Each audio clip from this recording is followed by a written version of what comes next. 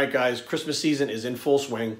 And right now, there's another special added to the BioStreetTraining.com training packages, which is the transformation package as well as the competition package. You still get the free Christmas t-shirt. You still get the specialization plugin. But now, I had 2018, I want to do a lot more personable stuff as well as in-person appearances. Heading in that direction, what I want to do is something a little special for you guys for Christmas.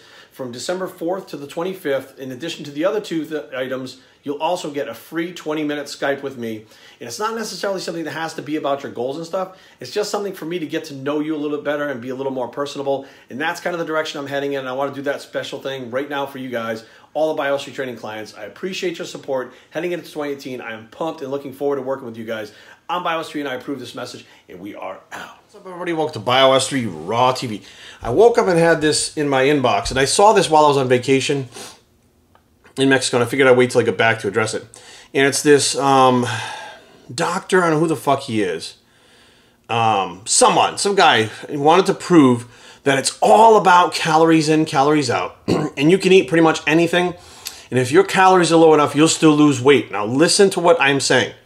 In order to prove that fewer calories, not eating healthier foods is the key to weight loss. Nutrition professor Mark Hoab went on a low-calorie diet of mostly Twinkies, Doritos, Oreos. He shed 27 pounds in 2 months, dropped his bad cholesterol by 20%, and increased his good cholesterol by 20%. Now, for some reason, this is giving people the let's go, let's eat the fucking junk food and reduce our calories. Now, the terminology in this wasn't a study, this was like to prove, right? Which, first of all, makes it flawed. Right? It's not fucking 50. It's a guy. It's one guy. We don't know what his individual metabolism is. We don't know if he did increase fucking, because it says not healthy food. It says he ate these foods. Did he do cardio? Was he not? It doesn't say any of that shit anyways. But bottom line is weight loss. Now, there are experts out there. There are not so experts, but you know, there are people out there. So Hodge twins always talk about weight loss, right? Lane Norton always talks about weight loss. They always use the term weight loss. Now, that is not a mistake, okay? That is by design. When they're talking about weight loss, they're talking about fat and muscle tissue both, as well as using up burned glycogen in the muscle, okay? So as you use up glycogen in the muscles, so you reduce your calories, you will use up glycogen in your muscles. I believe the numbers, and I could be wrong, are for every gram of glycogen, it's 4 grams of water. So as you reduce your calories, you're burning off glycogen, you are dropping the glycogen as well as the water weight immediately. Also, you are swapping out those high protein healthy foods that are micronutrient. Now, this guy was on here for 8 months. They didn't say anything about his vitamin levels. They didn't say anything about his health. They talked about his cholesterol, okay, which is really weird. But anyways, and reducing those foods, those healthier foods, to Oreos, Twinkies, cookies, whatever the fuck you're eating, you lose muscle as well as fat and water and glycogen in that weight loss. Now, why is this important? Less muscle tissue means slower metabolism. This guy did this for 8 weeks. Let's see how well he would do on a 12-week study, a 24-week study, or even a 6-month study, because I eat the same year round, and that maintains my metabolism. The body works on like kind of a slingshot system. If you're pulling the slingshot back like this, eventually when you let that slingshot go, it slingshots in the other direction. So what that means is this motherfucker, by reducing his calories, eating these cookies and these sugars and everything, when he goes back to eating normal foods, there's going to be a slingshot reversal that happens with his body, or a quote-unquote rebound. He now has a slower metabolism due to the weight loss, not fat loss that's going on. His body's going to recoup that glycogen and water inside the muscles. It's not sustainable. Yes, he lost weight, but anybody can lose weight if you don't eat for a day. You will lose fucking weight if you don't eat for a whole day.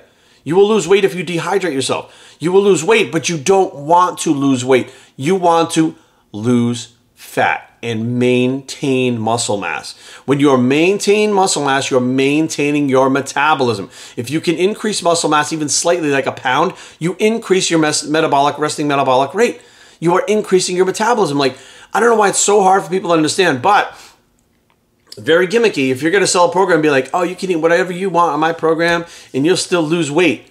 Wait, What the fuck? I'm tired of hearing this, guys. Let's face facts. If you're watching this, you're not the average individual out there trying to lose weight. You're trying to lose fat. You want to maintain muscle. You want to look good. You want to be fit and healthy. This doesn't say anything about health. Doesn't say anything about long-term sticking to it. For 8 weeks, the guy restricted his fucking food to Oreos and Twinkies, which probably isn't that hard to do, all right? Restricting your food that. But I've dieted for 12 to 16 weeks. I've dieted for 24 weeks. Restricting your foods to prove a point that you reduced your calories. What happens when you go back to your daily caloric maintenance? This guy reduced his calories for 8 weeks. Guess what? You have a new basal metabolic rate. You have a new resting metabolism. Now what are you going to do? You're going to maintain your calories there for the rest of your life so you can eat Oreos and Twinkies? No. How do you get your resting metabolism back to where it was before? You have to change the foods. You're going to change the foods. You're going to change your exercise. You're going to change everything. So you basically did a cookie and fucking Twinkie diet for 8 weeks. And to prove that you could lose weight. And guess what? I guarantee at the end of fucking whatever this guy's doing, his weight is backed up to where it was, if not beyond that, because of the fact that he slowed his metabolism down. Unless he reverses the right way, he increases his proteins, he increases his amino acid content, he changes his cardio, changes his training. He does stuff to counter that by reversing out of it. Just saying this blanket statement gives people something to hold on to be like, see, Jerry, I can eat cookies and Twinkies. Yeah, you absolutely can. Doesn't mean you're going to look any better. Okay, which, let's face facts, if you're watching this, you want to look better. Doesn't mean you're going to be any healthier. This guy dropped his cholesterol. What was he eating before? Here's a big thing. If he was eating a diet that was high in saturated fats, high in fats to begin with, and his cholesterol was a little high, guess what? In 8 weeks, when he yanked those fucking high fatty foods out, his cholesterol would drop. What a fucking remarkable thing, right?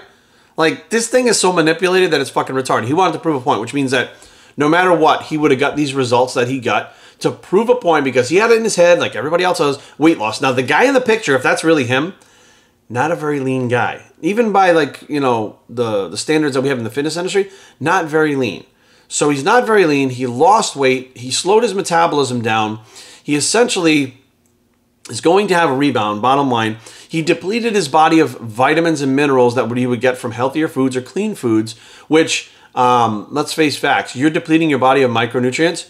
You are fucked. You understand that your body requires these micronutrients to survive and function at 100%. Like, if that's not in your head and you don't understand that right now, like, I don't know what to tell you, but let's say you have a vitamin C deficiency. You have scurvies. You can get scurvies and fucking die. Like, that's just from vitamin C deficiency. So for these assholes to say, well, this is good, it's great. You did a fucking experiment and it worked out for you. Terrific.